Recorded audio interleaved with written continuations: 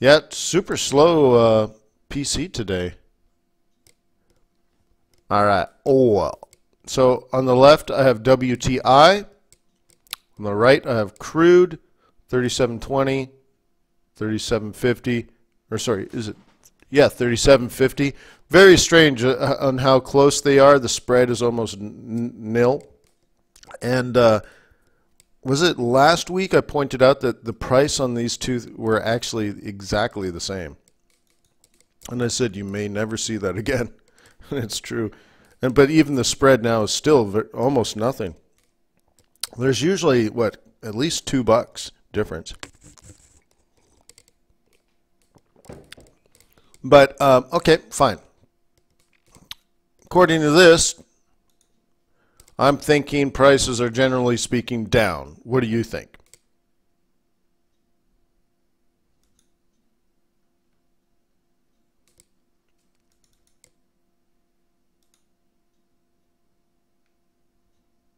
Okay. And these gray zones,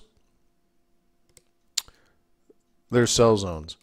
Now there's a top in here too that I'd like to add. Okay. And what do? You sell off the 21, right?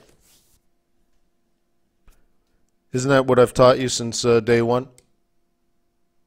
So that's the daily chart. So I'm still thinking the downtrend is down. You see there's a little bit of retracement going on. That shouldn't be a problem. So what you should look at for today, right, even though it might not work the way that you should set it up technically, is today it's going to do this. And really to blow your mind, right, is that it's going to touch tomorrow's 21 EMA today and then fall. So there's a funny part in my book, a subtitle or subchapter in my book, and it's called "There Is No Spoon," right? And I never explained the reference. Does anyone know the reference? There is no spoon. The Matrix, yeah, it's from the Matrix. Yeah, you got to watch The Matrix. Come on now. So anyways, I want to kick off tomorrow's 21 EMA. And you're like, well, Wayne, there is no tomorrow 21 EMA. But that's what you need to figure out. Right? Because isn't that what the Oracle says? What'll blow your mind is that there is no spoon. So you got to sell off. You have to be able to see it now. You're going to sell off tomorrow's 21 EMA, and you're going to do it today. And if you can do it right, you'll make money. So how do you do that, right? Well, imagine at the close of the day, if price is let's say where it is now or lower, we're going to get a new candle, right? So let's say this ends up turning red today. And let's say we close down here, so it's a red candle. Will the 21 EMA move up or will it move down at 5 p.m.?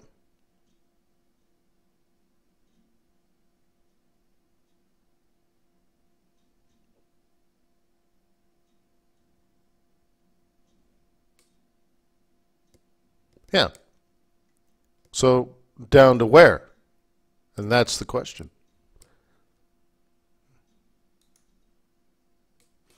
Okay, so that's your job. So why not fib or something and try to catch it down around the other way? Now you might say, oh, Wayne, but the cloud. Whatever, dude.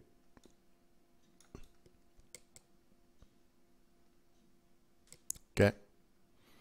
And I'd like to point out, come on, that right there, can you see the two pivot points?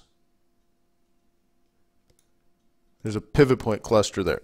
So you're going to need to be careful. It may not be an easy shot, but that's that. But if you're bear on oil, that's kind of how I would recommend you set it up and play it out. If you're a bull now, on this chart, you could set it up like an inverse head and shoulders. And this is cool because what you want right now is for the bears to do their job, and the job of the bears is to sell it into here.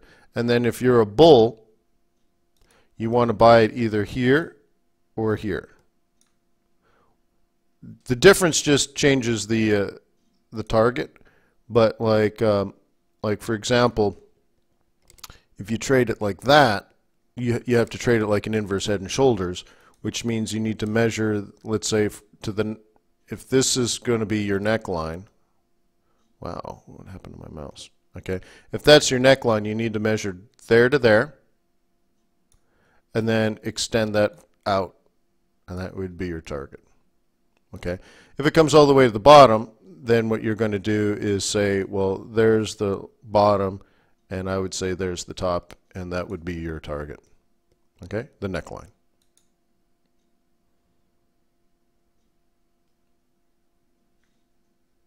So if this chart comes up and down on the 4 hour, what is that, a day, day and a half? That's today and tomorrow, right? Basically. Then USD CAD will do this,